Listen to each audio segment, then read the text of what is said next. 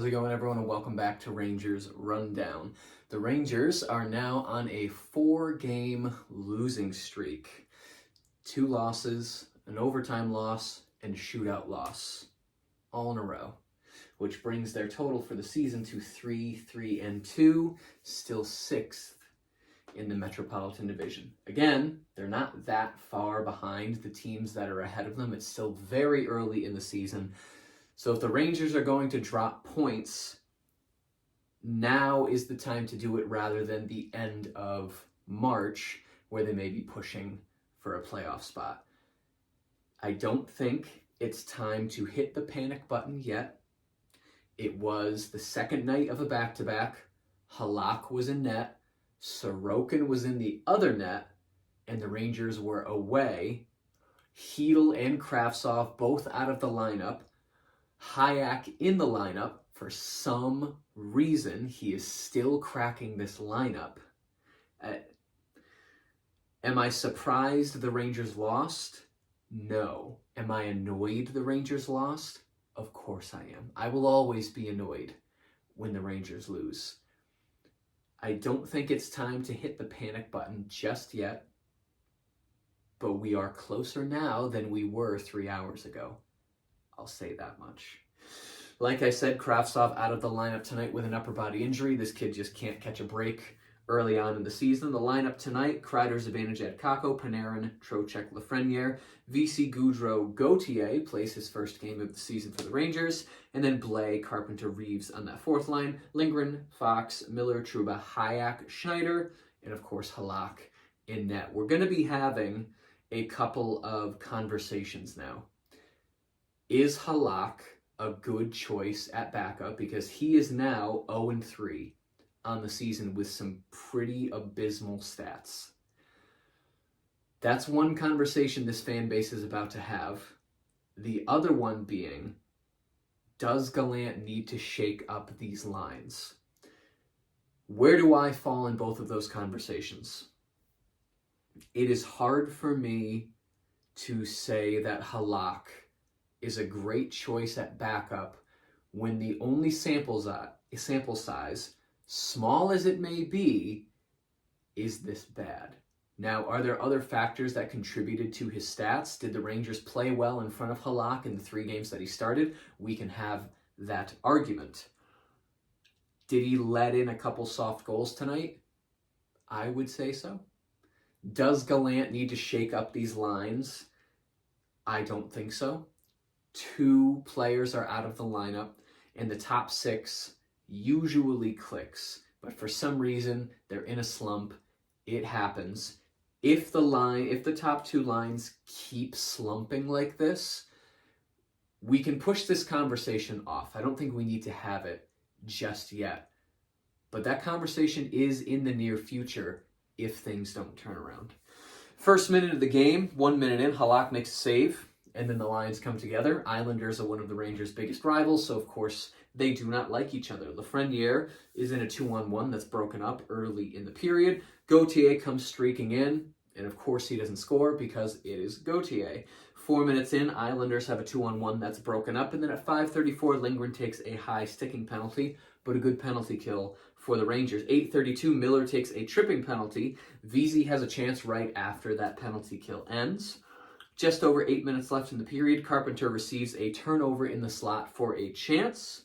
Just over 6 minutes left, Panarin leads the rush. He has a very nice pass to Lafreniere, who has a chance. Probably should have shot it sooner than he did.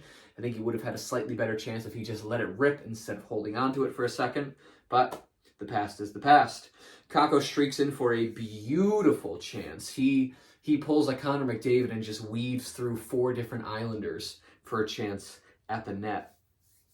Doesn't go in though, but the puck ends up free in the crease. Sorokin is down. The puck is free in the crease. The lines come together after that. Trouba has a nice solid hit on Anders Lee, both the captains coming together.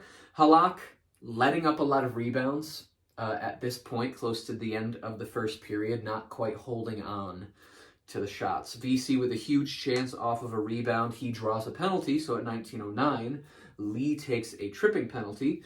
The Islanders, at this point, were 22 for 22 on the penalty kill for the season. And after tonight, they are 25 for 25. The Islanders have not let in a power play goal all season.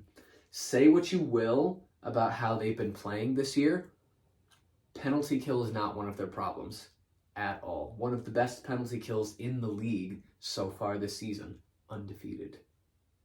There you go. Shots 14-9 in favor of the Rangers after 1 second period. Rangers have 1 minute and 10 seconds of overflow power play time from the end of the first. And then at 1:55, Pajot takes a slashing penalty. A streaking Gauthier draws that penalty, so he doesn't score, but he draws the penalty. That was a rough power play. Islanders with a little bit of shorthanded offensive zone time on that one. Last couple games, power play really just, it's been clicking, but it just hasn't found the back of the net. Halak makes a good save on a point shot about 5 minutes into that second period. 8:44, Palmieri opens the scoring for the Islanders in the game. He scores a goal. Rangers have been doing a great job limiting chances from the Islanders, but the puck bounces around, finds Palmieri in the slot. Just a quick wrister, it gets under Halak's arm. Should he have saved that? Probably, but it does go through. 13-16, Fox takes a tripping penalty. Lindgren with a couple of blocks, the puck ends up on top of the net. And the lines come together after everybody's slashing at that. Lindgren with 2, just sacrificing the body blocks on that play. So good for him. Rangers able to set up in the zone periodically throughout this game so far. Rangers able to get something going, cycling the puck a little bit, but they really only get one shot. And then the Islanders take it and run away, or their pass is blocked. Islanders, they're not fantastic at defending the blue line, so the Rangers, for the most part, were able to get into the offensive zone and most of the time set up. But really, they only ever got one chance per rush, and then the Islanders would take it back. In the final minute, Panarin walks into the slot for a chance. Shots 13-12 in favor of the Rangers. Again, getting chances, but nothing just really quite clicking with this team tonight. Third period, first line comes out just gangbusters, really trying to even up the score 1-1 early in the third. Fox hits the crossbar early in the period, but at 5:37, Bailey scores a goal. Really nice deflection in front for Bailey, and it's at this point where the game was pretty much over. Say what you will about the Rangers' ability to come back from being down. We haven't really seen that so far this season, so my spirits were pretty low at this point, and even lower with the Palmieri goal. 6:53, Romanov takes a delay of game penalty. My spirits lifted slightly, because if the Rangers scored on that power play, all of a sudden they're back in this game and they have a good chunk of time to even up the score, but they do not score. They have a couple of looks, to be fair, but they don't end up scoring, and that's pretty much the game. Shots are 10-3 in favor of the Rangers halfway through that third period, so they are trying, but Sorokin's in net. Islanders getting their sticks in the way. Islanders push back in the late stages of the period, and then at 15:22, Palmieri scores his second goal of the game. They didn't call it a goal initially. It hit the camera and bounced out really quick, so the teams kept playing for about 30 seconds before they blew the horn, but Palmieri did score. Shots 12-9 in favor of the Rangers at the end of that third period, and the Islanders would win 3-0. Stats: shots 41-29 in favor of the Rangers. So Rangers breaking 40 shots again for, what is this, the fourth time this season? Don't quote me on that, but it's something like that. Shots-wise, the Rangers are doing extremely well, way better than last year. They're getting high 30s, low 40s shots almost every single game. Faceoffs 49%, not bad. Power play 0 for 3. Something is just not quite clicking recently with this power play, and that power play one unit really needs to get their synergy back. Hits 43-35 in favor of the Rangers. What is that? 78 hits between these two teams in a single game. That is crazy high. blocks 14-16 in favor of the Islanders. No trivia question because the game was on TNT. And that's it. Where do I put the Rangers on the glory graph tonight? Well, if we take into consideration the fact that this was the second night of a back-to-back, the Rangers are away. The Rangers are missing 2 of their staples in the lineup.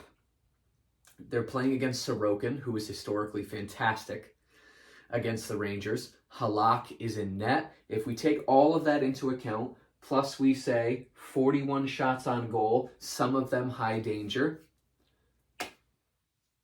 Power play went 0 for 3. This is tough.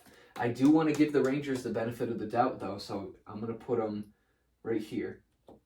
Just over into the green. I think they showed more positive effort than negative. We're obviously going to overreact because this is the 4th loss in a row, but credit where credit's due. It wasn't an awful game on the Rangers' part. It was a decent game. They just got goalied, which is going to happen. Plus, they were probably tired. The Rangers play again Saturday afternoon. So one of those weird afternoon games, 2 p.m. against the Dallas Stars. And that game is on the NHL Network. So again, we miss the Sam Rosen broadcast for the 3rd game in a row. But Saturday at 2, let's see if the Rangers can turn it around. Hopefully, they don't have a 5-game losing streak. If you enjoyed this video and you'd like to see more videos like it, be sure to hit the subscribe button. Thank you so much for watching, and I will see you in the next rundown.